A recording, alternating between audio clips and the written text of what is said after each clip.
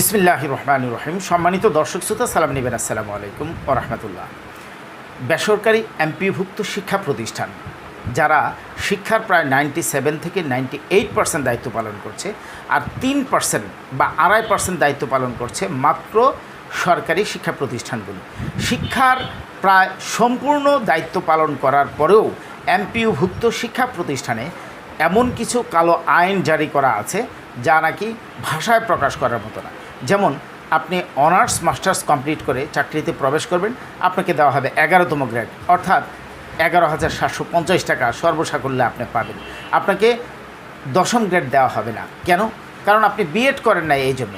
তারপর দেখা গেল উনি চাকরিতে প্রবেশ করলো, প্রতিষ্ঠান প্রধান চাকরিতে প্রবেশ করলেই কিন্তু তাকে বিএড করার জন্য সুযোগ দেয় না। 1 বছর 2 বছর কেটে যায়, তারপর প্রতিষ্ঠান প্রধানকে এবং ম্যানেজিং কমিটির সদস্যদেরকে মিষ্টি খাইয়ে বা যেভাবেই সন্তুষ্ট করে তাকে ছুটি নিয়ে তারপর বিএড কমপ্লিট করতে হয়। বিএড কমপ্লিট করে আসার পর তারপর আবার আবেদন করার জন্য রেজুলেশন লাগে, তখনও আবার মিষ্টি খাওয়াতে হয়। তারপর আবেদন করলো, বিএড স্কেল লাগলো, তারপরেও তাকে আবার মিষ্টি খাওয়াতে হয়।